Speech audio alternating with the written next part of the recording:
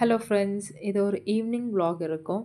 So எங்கள் mummy கழுவி வச்ச சாமான் எல்லாமே எடுத்து அடுக்கி வச்சுட்டு, அதுக்கப்புறம் நம்ம ஸ்நாக்ஸ் என்ன செய்யலான்னு சொல்லி யோசிக்கும்போது, மம்மி கார கொழுக்கட்டை செஞ்சு தரேன்னு சொல்லி சொன்னாங்க. ஸோ அதுக்கு பச்சை அரிசியை நல்லா கழுவிட்டு, அதை ஒரு 5 மினிட்ஸ் ஊற வச்சா போதும்.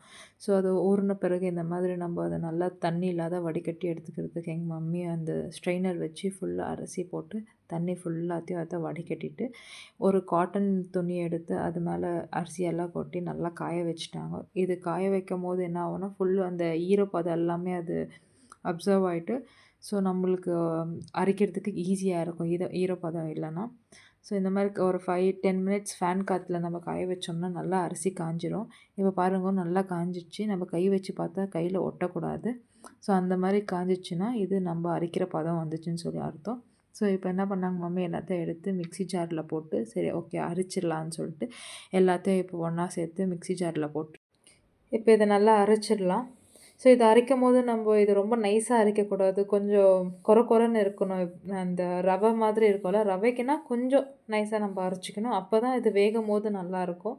ஸோ அதுக்கு தொட்டுக்கிறதுக்கு நம்ம சட்னி செஞ்சிடலாம். இது தேங்காய் சட்னி தான் செய்கிறது. இதில் ஒச்சக்கடல, தேங்காய், பச்சை மிளகா, கொத்தமல்லி, வேணால் நீங்கள் இஞ்சி கூட சேர்த்துக்கலாம், நல்லாயிருக்கும். ஸோ சட்னியும் ரெடி பண்ணி வச்சாச்சு. வெறும் தாளித்து கொட்டணும் இது. ஓகே, ஈவினிங் பூஜை பண்ணணுன்னு சொல்லிட்டு மம்மி வெளியே தண்ணி தெளித்து கோலம் போடலான்னு சொல்லிட்டு எல்லாமே மம்மி பண்ணின்னு இருந்தாங்க. ஸோ இது இன்றைக்கி டியூஸ்டேனால நாங்கள் ஸ்டார் கோலம் தான் போடுவோம் எவ்ரி டியூஸ்டே. ஸோ அதில் கொஞ்சம் பூ வச்சுட்டு அதுக்குள்ளே நான் பூஜை ரூமெல்லாம் ரெடி பண்ணிட்டு இருந்தேன். பூவெல்லாம் வச்சு சாமிக்கு எண்ணெய்லாம் ஊற்றி ரெடி பண்ணிட்டோடனே சாமிக்கு விளக்கேற்றி நம்ம பூஜை பண்ணியாச்சு. அப்படியே கந்த சஷ்டி கவசமாக எவ்ரி ஈவினிங் கேட்போம்.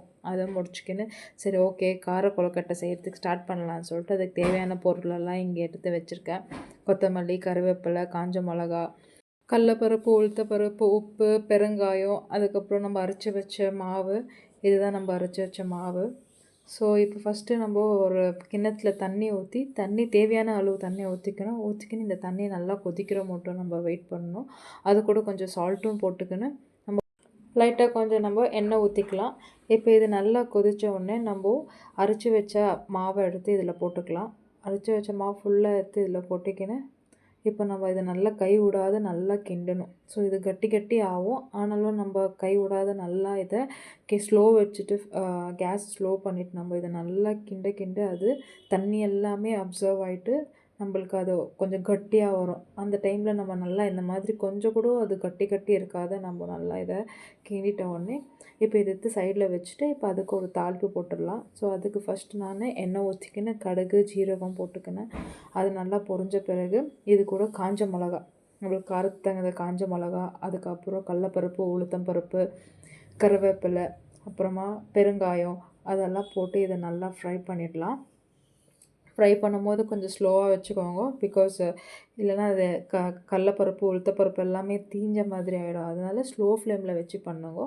அந்த தாளிப்பே நான் கொஞ்சம் எடுத்து சட்னிக்கும் சேர்த்துக்கினேன். ஸோ சேம் தாளிப்பு தான் இருக்கும். அதனால் அதையும் கொஞ்சம் சட்னியில் சேர்த்துட்டு இதுக்கு இப்போ கொஞ்சம் பெருங்காயம் போட்டுட்டு இப்போ நம்ம மாவு கிண்டி வச்சோம் இல்லையா, அதில் போட்டு இதை நம்ம நல்லா மிக்ஸ் பண்ண போகிறோம்.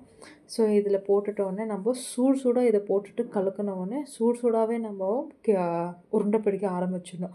அப்போ தான் நம்மளுக்கு கரெக்டாக வரும். அந்த சூடு ரொம்ப கொஞ்சம் சூடாக இருக்கும். அந்த டைமில் நீங்கள் பக்கத்தில் ஏதாவது பச்சை தண்ணி வச்சுக்கின்னு அதை தொட்டு நம்ம பண்ணும்போது என்ன ஆகும்னா அவ்வளோ சூடு தெரியாது. ஸோ எங்கள் மம்மி இப்போ அந்த தாளிப்பெல்லாம் இதில் போட்டுட்டு நல்லா இதை கிண்டிட்டு அப்புறமா கொத்தமல்லி இப்போ நம்ம போட்டோம்னா நல்லாயிருக்கும் ஃப்ளேவர். ஸோ அதை போட்டுட்டு அதையும் போட்டு நல்லா இந்த மாதிரி மிக்ஸ் பண்ணணும். இது நம்ம எப்படி மிக்ஸ் பண்ணுறோமோ அந்த தாளித்து போட்டு எல்லாமே அதில் எல்லாம் மாவில் மிக்ஸ் ஆகும். அந்த மாதிரி இதை மிக்ஸ் பண்ணிவிட்டு இப்போ இந்த மாதிரி உருண்டை பண்ணணும். சூடாக தான் இருக்கும். அதனால் பக்கத்தில் பச்சை தண்ணி வச்சு நம்ம நல்லா உருண்டை பண்ணி இந்த மாதிரி வச்சுக்கலாம் எல்லாமே. அங்கே செய்யும் போதே நான் இங்கே இட்லி டேக்ஸில் தண்ணி ஊற்றிட்டு மேலே இருக்கிற தட்டில் எண்ணெய் தடவிட்டு ஃபுல்லாகவே எண்ணெய் தடவிட்டு இது எல்லாமே தூக்கி அதில் நம்ம வச்சிடலாம். இது இந்த ரொம்ப பக்கத்தில் ரொம்ப அழுத்தி வச்சிங்கன்னா அந்த கரெக்டான ஷேப்புக்கு நம்மளுக்கு வராது. ஸோ அது மாதிரி நம்மளுக்கு எப்படி கொஞ்சம் இடம் எப்படி இருக்குதோ அந்த மாதிரி தகுந்து நம்ம வச்சுக்கலாம். இதை நல்லா எல்லாத்தையும் இதை வச்ச உடனே நம்ம இதை ஒரு 10 மினிட்ஸ் வேக வச்சா போதும். ஏன்னா ஆல்ரெடி சுடு தண்ணியில் தான் மாவை போட்டு நம்ம கலக்கணும். அதனால 10 மினிட்ஸ் வெந்தால் போதும். இப்போ பாருங்க நல்லா வெந்துருச்சு. கொஞ்சம் கலர் கூட மாறி இருக்குது பார்த்தீங்களா? இப்போ பார்த்தீங்கன்னா ரொம்ப ப்யூர் ஒயிட்டாக இல்லை, கலர் மாறி இருக்குது. இப்போ இது நல்லா வெந்துருச்சு. ஸோ நம்மளோட கார கொழுக்கட்டை இப்படி தான் வந்தது ஈவினிங் ஸ்நாக்குக்கு. ஸோ இதை நான் அப்படியே தட்டில் ட்ரான்ஸ்ஃபர் பண்ணிவிட்டு அதுக்கு நம்ம அரைச்சி வச்ச சட்னியை வச்சுட்டு சாப்பிடும்போது நெக்ஸ்ட் லெவல்ல இருந்தது. இது நீங்க மறக்காத ட்ரை பண்ணி பாருங்க. பிகாஸ் இது ரொம்ப ஹெல்த்தி கூட. இந்த வீடியோ உங்களுக்கு பிடிச்சிச்சுன்னா லைக் பண்ணி ஷேர் பண்ணுங்க. மறக்காத நம்ம சேனலை சப்ஸ்கிரைப் பண்ணிடுங்க. Thank you friends.